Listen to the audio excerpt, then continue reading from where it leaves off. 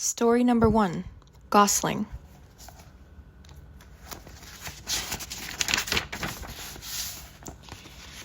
Delamere had shaved, dressed, and perfumed himself, and was now sitting at his dressing table, masking blemishes with a little face powder, and touching the edges of his eyes with kohl.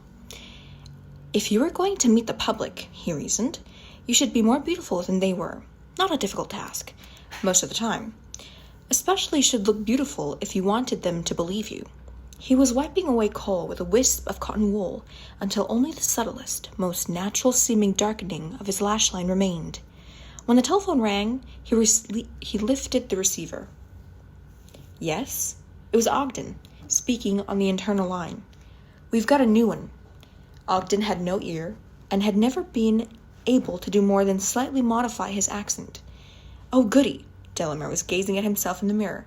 His hairline was retreating, but only gave him a higher, nobler brow, and, having always been fair, the gray hardly showed. Instead of wrinkling him, age seemed to have worn his thin face smoother, making... Yeah? Okay, that's mine. What? That's mine. Yeah, get it off. Yeah. The cheekbones higher, the nose more aristocratically thin and beaky. Who else has turned up? Your usuals, Annie Shepherd, oh, that fat old walking jumble sale, Paul Dorking, a bag of dust in a suit. Delamere was pleased to hear Ogden laugh. Have you put out his file for me? Of course. I shall have to look up his mother and wife. Never a pretty sight. He earned another laugh. I always mix up their names. And there's Julie Banks, Mr. and Mrs. Fletcher, Alan Dean. Oh yes, all the usuals. I'm getting stale. A new one, you say? Do expound. I've never seen him before, and none of the others seem to know him. But he signed the visitor's book. S. Gosling, for what that's worth. How old? 30s. Pretending to be 20s, I'd say. Ogden's tone amused Delamere. Oh, pretty? Chinless. Oh, that pretty. Delamere laughed. Well, earn your keep, Augie. Tell him I need 15 minutes to commune with the spirits and go and offer them refreshments while they wait. Get me something to go on. Delamere spent time by reading through the files Ogden had left on the smooth, dark blue coverlet of his bed. He and Ogden had, over the years, compiled obituaries from newspapers, scraps of local gossip, and the trivia of chit-chat recorded in their bugged waiting room. And their files held an astonishing amount of information about their clients' private lives. Family members, alive and dead, pets, alive and dead, their names, types, habits, hobbies, dreams, nightmares, ambitions, holidays, favorite food colors, marital difficulties, operations and illnesses. Nothing was so unimportant that it couldn't be used to amaze and convince. About 10 minutes later, Ogden, a big fleshy man who had long outgrown and out-eaten his prettiness, came up with a tape from the waiting room recorder. Our Annie's got another bee in her bonnet. Delamere looked up from the file he was reading, and Ogden explained. Seances can attract elementals, as well as spirits, you know. An elemental might have attracted itself to her and followed her home. It's the only thing that's likely to follow her home. Poor old duck. Who's she been talking to? It's something she's been reading, I think. Delamere sighed, and tossed the file into the bed. I do wish she'd remember she's stupid, and not attempt at difficult things like reading. What about our newcomer? Ogden paused for a moment as he fitted the tape onto the machine beside Delamere's bed. He's trouble. How's that? He's a reporter. I'll put my money on it. Too clever by half. He won't talk. Ask him where he comes from, and it's all around. Ask him what he does, and... Oh, nothing interesting. Perhaps he's shy, Delamere said, mainly to annoy Ogden, but aware of his own slight wishfulness. Shy my armhole. He's here to catch you out, Del. He's been put up to it. Well, Delamere said, we can always have it all our own way, can we? Let's start. He knew that everything was in place, ready and working, because he'd checked it all himself, but he suddenly wished that he could go check it again. He always felt a pleasurable fear before a performance, but with the knowledge that there would be an unbeliever in his audience, the fear was less pleasurable. His stomach felt queasy. He made himself smile. Let's convert young Chinless. It was tempting fate, but it made him feel more confident. Tempting fate always did. He'd got away with it so often in the past. The seances were held in the front room of the house, with black curtains drawn across the windows. The walls had been draped in black cloth, but Delamere was still aware of the mundane picture rails and skirting boards, the flowery, damp-yellowed wallpaper hidden by the drapers, and entering the room always gave him a twinge of irritation. His clients turned as he entered, and rose from their chairs, their movements releasing whiffs of tobacco, wet wool, and dogs. They were a drab lot, the men in cheap gray or navy blue suits, the women in depressingly prim black skirts and white blouses or baggy beige dresses. The deliberately dim lighting of the room, from heavily shaded lamps and an electric candle... No, you're gonna kill it. You just snuck in my charger. Sorry.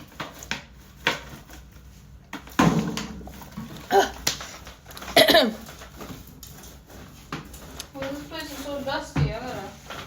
And entering the room always gave him a twinge of irritation. His clients turned as he entered, and... Hold on. The women in depressingly prim black skirts and white blouses, or baggy beige dresses.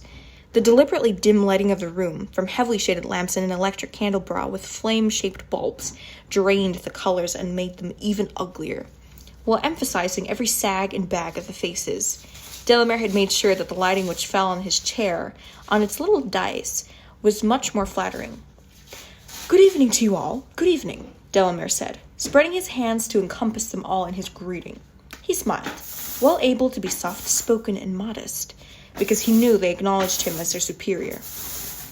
Well, all but young Chinless. Perhaps. Delamere didn't look for him yet, deliberately delaying and savoring the moment when he would first meet him. "I'm so sorry to keep you all waiting, but I felt so tired this evening. It's taken me such a long time to raise my energy." Annie Shepherd, her fat little face glowing, her eyes shining with all the love and admiration she felt for him, reached out both thick hands towards him and cried, "Oh, Mr. Delamere, that might be the elementals! You have to take care of yourself, Mr. Delamere. For our sakes, you really must take care of yourself." They all had gathered around him, except one, on the edge of his vision, who remained seated, and they were all beaming at him with the same fatuous, trusting devotion. Delamere loved it. Kindly he took Annie's hand. "Why, Miss Shepherd, it's so good of you to be concerned for me. But what's this? Elementals?"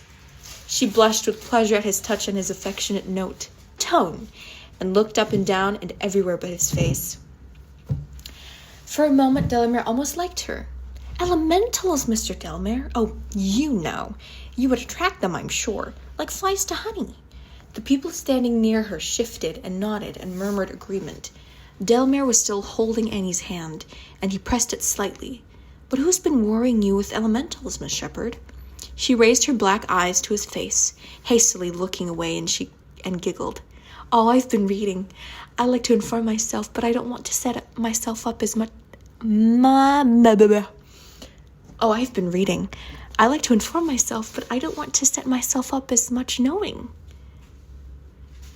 I mean, you must know. Oh, so much more. You read that elementals... You've read that elementals are attracted to seances? Is that it, Miss... You've read that elementals are attracted to seances? Is that it? Delamere asked. The others were beginning to become restive, with so much of Delamere's attention focused on Annie. Alan Dean, a large youth who always seemed hot and damp, asked, "What are elementals?" And Paul Dorking cleared his throat, as he always did before speaking, and said, "Low-level spirits." He looked sidewise to check that Delamere had approved of his answer. "Tricksy, malicious things. Quite unpredictable and dangerous." "Unpredictable and dangerous," Annie cried, widening her eyes. "They could be why you're feeling so tired, Mr. Delamere." She turned her wide eyes on the people near her. "And they could attach themselves to any one of us."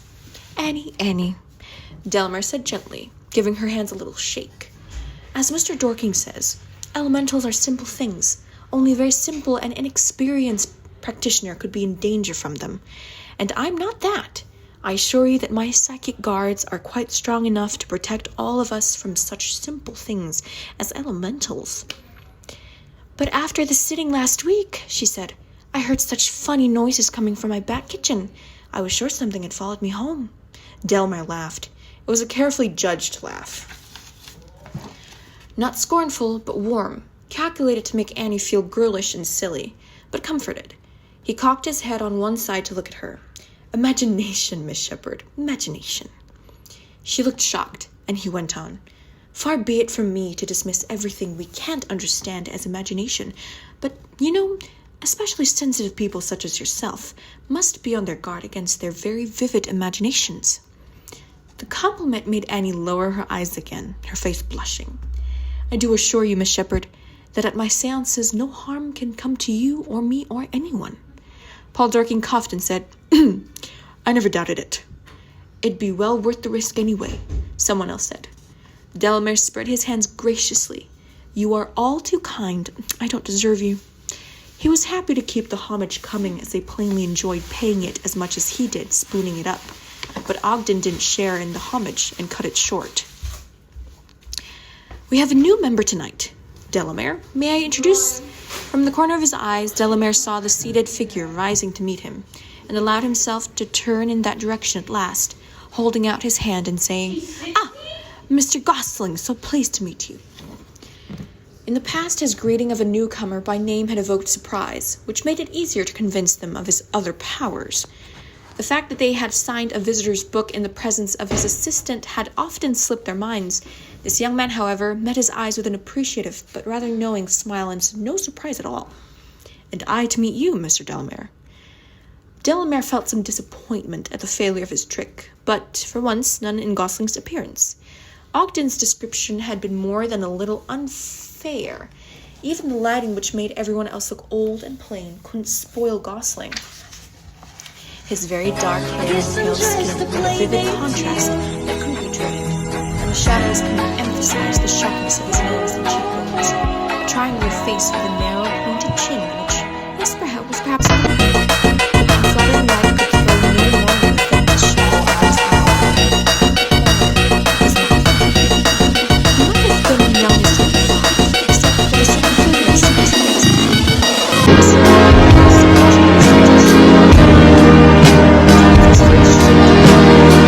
Dark eyes. He was a pretty young man, a very young man indeed. "May I ask, do you have any special reason for joining our group, Mr. Gosling?" No, I want to help you who died.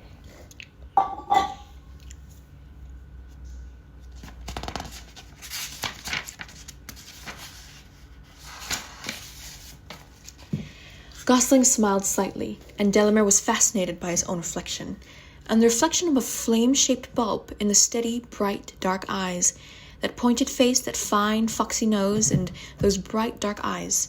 The woodland creature would be a perfect name for him, Delamere thought. "Yes, Joji, please grab my charger." Can you do that? So fascinated was he that he realized with a start that Gosling had finished speaking, and he was still staring into his eyes. What had the young man said? From his memory of a few seconds before, Delamere caught "no special reason," and something about having a general interest in the afterlife. And Gosling was still smiling the kind of polite but guarded smile people use when being evasive. A very taking smile. It made him look gentler and younger, but showed his upper teeth rather prominently in a sharp, narrow arc. It gave him an even more squirrelish look.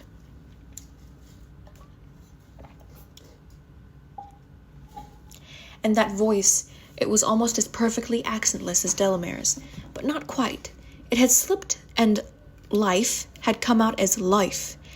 They were perfectly charming, these little imperfections, the not quite perfect accent, the slightly bucked teeth, and Delamere felt a spurt of affection for this fellow deceiver.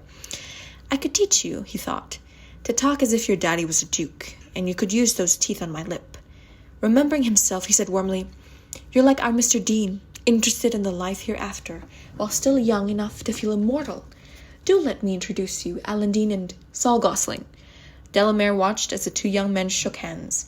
Dean, tall, heavy-bodied, fair-haired, and Gosling, slight, pale and dark. Gosling, it seemed to Delamere, couldn't keep a certain irony out of his smile and manner, a certain aloofness, to be certain. Delamere introduced him to the others and watched him with them. And no, he concluded, the little woodland creature was not a believer. His manner, taken with his evasive replies and Ogden's doubts, convinced Delamere completely, nor was he a sightseer. Come out of curiosity to giggle, sightseers come in couples, or even 3s or 4s, not alone. No, the woodland creature was, as Ogden had said, trouble, more fox than squirrel. None of the others, of course, had noticed anything. They were welcoming Gosling with all the enthusiasm of a small elect thinking they have found another supporter. It made Delamere smile to see Annie Shepherd disguising her attraction to the young man as motherliness and inviting him to sit between me and Mr. Fletcher, love, so you'll feel at home.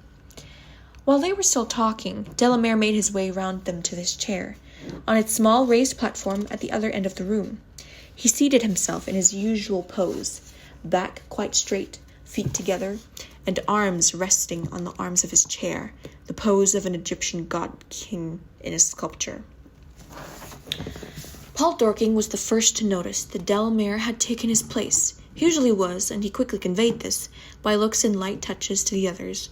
Conversations were broken off, and they hurriedly took to their own seats. It pleased Delamere to see them so obedient to his unspoken will, so much more gratifying than if he had to call them to order.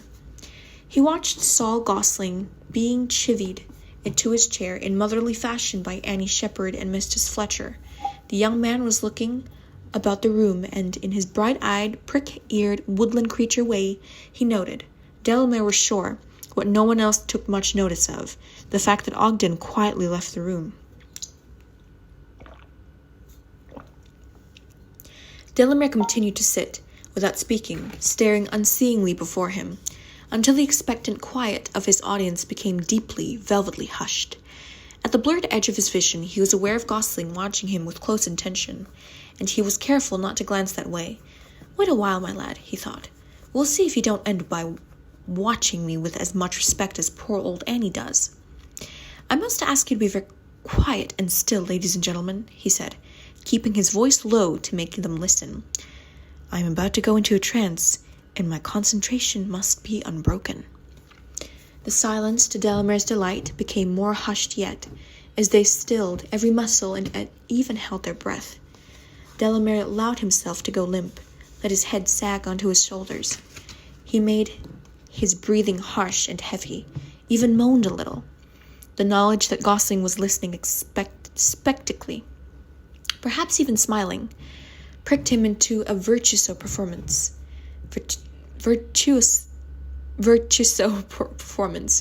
with moans more hollow and wrenching than he had produced for months. His regulars were so easily satisfied. When he finally allowed his head and shoulders to slump forward, the silence was so deep and yet so prickly with awe that he almost smiled himself. He should make the effort to put on a top-class show more often. It was good for him. He wished that he could sneak a look at the young Gosling. Had the heart-rending moans shaken him? Was he sitting up and paying attention? Delamere found, a little to his own surprise, that he hoped not. The thought of the bright-eyed little woodland creature, with his charmingly fake accent and his slightly bucked teeth, being absorbed into the dull ranks of Annie Shepherd, Alan Dean, and Paul Dorking, depressed him. It was churlish, perhaps, but he had only condescension, edged with contempt. For those who believed in his powers, slowly he raised his head. His eyes closed, breathing slowly and deeply. Watch me, he was thinking at Gosling. Watch me and see what you think of this. His voice when he spoke was flatter and pitched a little deeper than usual. I am here, he said, in an accent he had learned years ago from a Polish friend. There are many who wish to speak with the living, said the Polish voice. There was a happy sigh from those listening. There, thought Delamere, have you ever heard a more perfect imitation of a Pole? Couldn't I iron those little slips in your accent? It would be almost a shame, though. Loith. Charming. Must concentrate. Drop the Polish accent, adopt a local one, pitch the voice a little higher and sweeter. Annie, you're a good girl. Always remember I love you. He heard a little rustle, a little whimper from Annie, and felt that warm sympathy he only felt for her at such times, the sympathy of a cat for the mouse. Poor woman, Too ugly to marry, only spinster dafter of deceased parents. These weekly assurances from her dead mother, speaking what the mother had probably never said while alive, were the only affection she received. Delamere never forgot to give her those words, and it paid. She came back every week, always left a little donation, and was his best advertisement. Another change of voice, a more refined accent, a softer tone. But he wouldn't have put so much effort into it if it hadn't been for the unbeliever in the audience. "Paul, waiting for you always, dearest." Softly he heard Paul Dorking's whispered, convinced reply, "I'll be coming soon, dearest." Now for a change, doubt this. He thought at Gosling. Doubt your own ears. From a corner of the room behind his audience came a trembling shower of bell sound, a new effect. He kept his eyes closed, but heard his audience twisting round in their chairs and gasping. They fell silent again as the shimmering bells faded, and there rose instead the awe-inspiring sound of a Russian choir, all swaying basses and soaring sopranos. The audience listened raptly, until the singing ended, which it did a little too abruptly for Delamere's liking. Surely, he thought, wincing, Gosling would have noticed that. Badly managed, badly managed. If he'd have known that he was going to have someone so much worth convincing in the audience, he'd have taken more care with that. But never mind, the lamps. First the lamp in the far corner. He made it go out. The sun thickening and reaching out of the shadows made people gasp, and turn towards the darkness, like children being told a fairy tale. They always cooed and gasped, even though they knew it was going to happen. It was what they wanted to have happen, but Delamere wished he could open his eyes and see Gosling's face.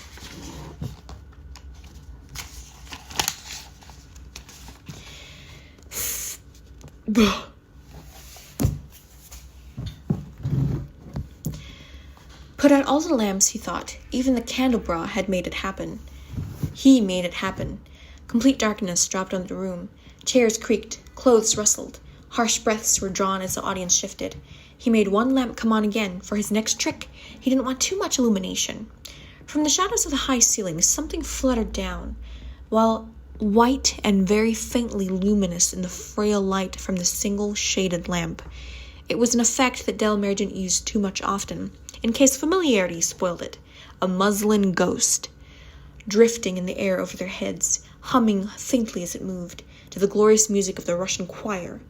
Annie Shepherd said sharply, "What?" Delamere smiled to himself, pleased to have made old Annie jump, and after all the seances she'd seen. But then she said, "What are you doing?" And other voices too, exclaiming, saying, "Hey!" Delamere felt alarm. The voices had the wrong tone. They weren't awed, they were shocked. He opened his eyes. He saw Gosling standing up and reaching, just as Gosling's hand closed on the muslin of the ghost's skirt. Delamere turned off even the single lamp. Darkness and a noise of chairs being pushed back, of people rising. "What are you playing at?" "What are you playing at?" Alandine's voice demanded. Annie was squeaking, something distressed, and there was a general hubbub of surprise and indecision.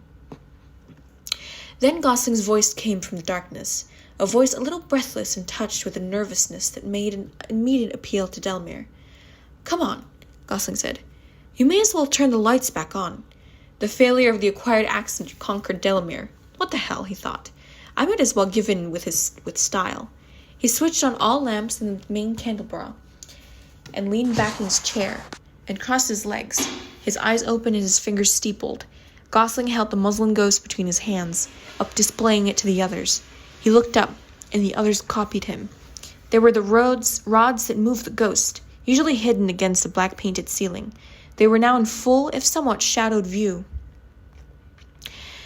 Gosling lowered his head and looked Delamere directly in the face, his own face amused. His eyes were very bright, and his face had flushed, losing some of its paleness. "Electricity," he said, his fake accent back in place. "Concealed pressure pads, in the arms of the chair and under the rug." He stepped on the dice, right beside Delamere, and pressed the rug with the toe of his shoe. At first without success, Delamere watched calmly. "What are you playing at?" Alandine demanded again. growing impatient with Gosling's efforts. Dean's face was swollen. His fists were clenched, and he glared at Gosling. It occurred to Delamere that he might have to intercede to save his little woodland creature from the much beefier Dean's anger. He hoped so. "There," Gosling said, as his toe at last found a pressure pad, and the lamp on the table by the window went out. He pressed again, and it came back on. Gosling turned and looked at Dean triumphantly, grinning his narrow, squirrely grin. "Well, what's that prove?" Dean said, getting angrier. Delamere shook his head slightly.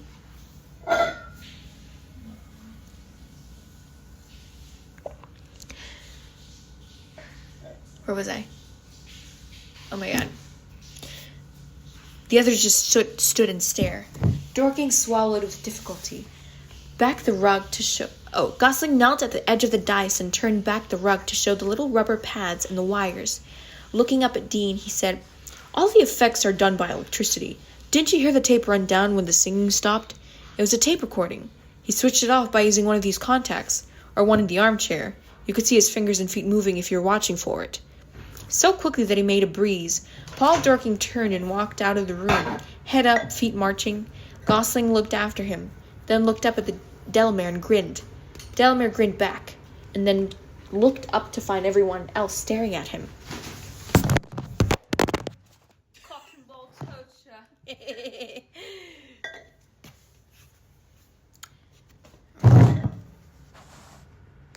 Pursing his mouth, looking sidelong, Delamere said, "All true. All done by the miracle of electricity."